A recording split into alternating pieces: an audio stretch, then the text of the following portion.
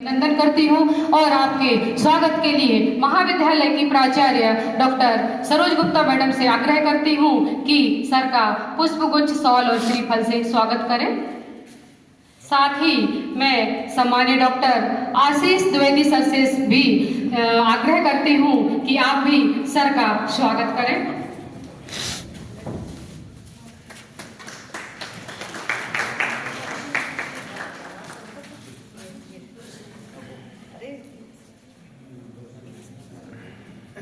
आप सभी तालियों की गूंज से सर का स्वागत करें।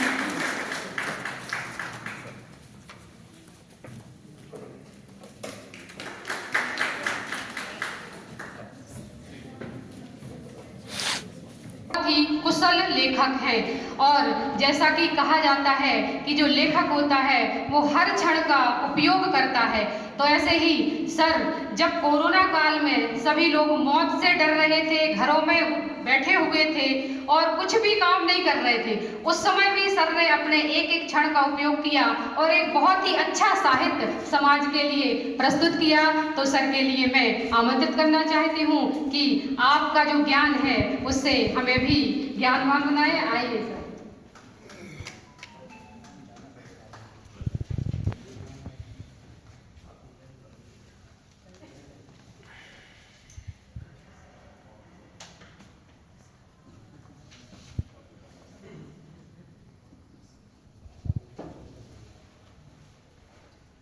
कौशल संवर्धन स्वरूप एवं संभावनाएं विषय पर आयोजित इस एक दिवसीय राष्ट्रीय संगोष्ठी में मंच पर बहुत गरिमा के साथ बहुत आदरपूर्वक पधारे हमारे वीरांगना रानी अवंतीबाई विश्वविद्यालय के प्रथम कुलगुरु, संस्थापक कुलगुरु श्रद्धेय विनोद मिश्रा जी, उनका अभिनंदन है, स्वागत है। हमारे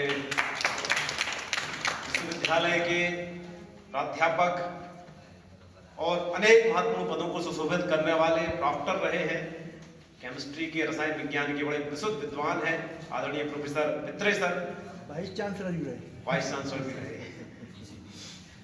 अनेक पदों, मैंने कहा कि अनेक पदों को सुशोभित किया है। हम लोग जब पत्रकार हुआ करते थे सर, वहाँ बहुत सारे विषयों के और बहुत सारे विभागों का प्रशासनिक दायित्व भी संभालते थे। ऐसे प्रोफेसर पित्रे सर को प्रणाम करता हूँ।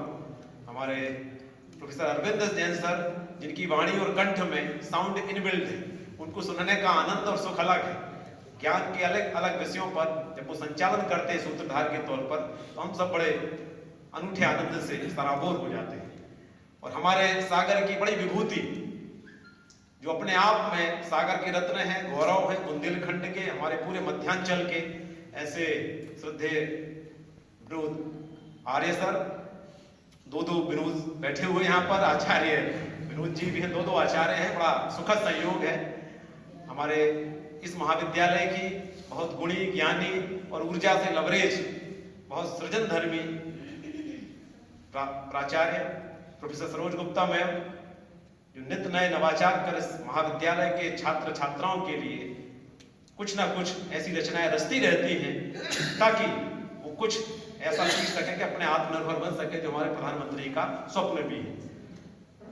बनारस हिंदू विश्वविद्यालय के प्राध्यापक, हिंदी के विशुद्ध विद्वान, जो हरि सिंह और विश्वविद्यालय में भी प्राध्यापक रहे हैं, ऐसे हमारे प्रोफेसर उपाध्याय जी, और अभी जिनको आपने सुना, हिंदी, साहित्य, संस्कृत, अलग अलग विधाओं में जो पारंगत हैं, आदरणीय आचार्य टीकाराम त्रिपाठी जी, और आप सब बहुत गुणी और ज्ञानी प्राध्यापक, अतिथि विद्वान,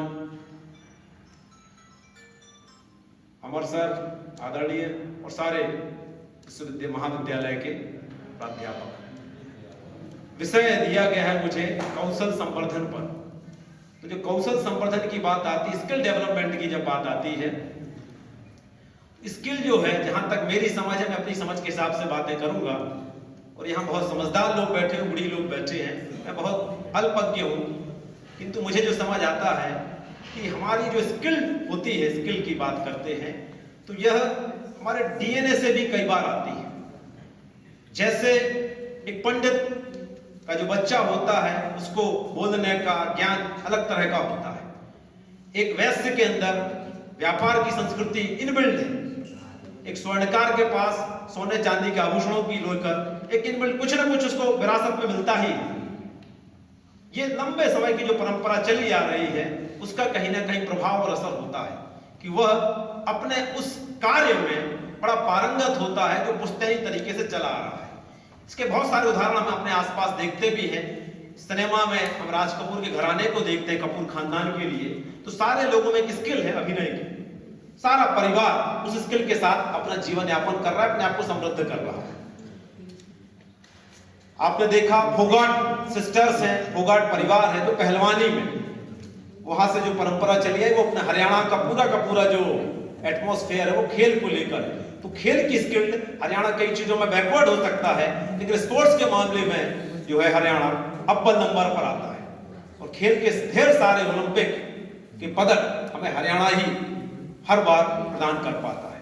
तो ये अलग अलग जगह के स्किल पर हमें काम करना पड़ेगा, बहुत साइंटिफिकली इन चीजों को देखना पड़ेगा कि किस चीज में क्या स्किल्ड दिखती है, किस प्रजाति में कौन सी स्किल्ड है, और अद्वितीय धनुर्धर के तौर पर हमारे सामने आते हैं। वो धनुर्विद्या की परंपराएं आज भी हमारे सुदूर अंचलों में, बस्तर में, अबुझमाड़ के आदिवासियों में वो है, इनबिल्ट है।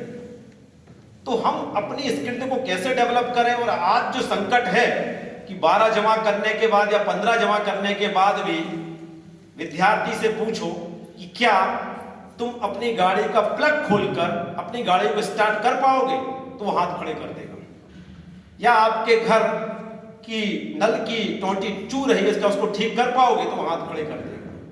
तो स्किल्ड हम लोगों ने, स्किल्ड बेस्ड हमारे यहाँ की एजुकेशन बेसिकली रही नहीं। स्किल्ड पर हम लोगों ने काम बहुत कम किया।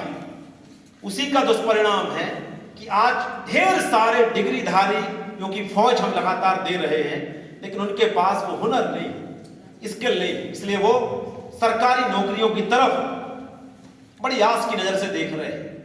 सबसे पहले काम तो यही करना है। आपने सुना होगा MDH मसाले के जो शुरुआत करने वाले थे महाशय गुलाटी, महाशय धर्मपाल गुलाटी, MDH के संस्थापक। आप सबने देखा होगा MDH मसाले के, वो आते थे बाबा जी, अब तो नहीं रहे।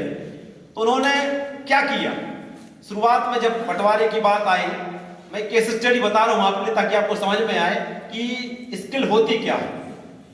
तो उन्होंने ढेर सारा काम किया, कभी तांगे पर काम किया, कभी चावल फैक्ट्री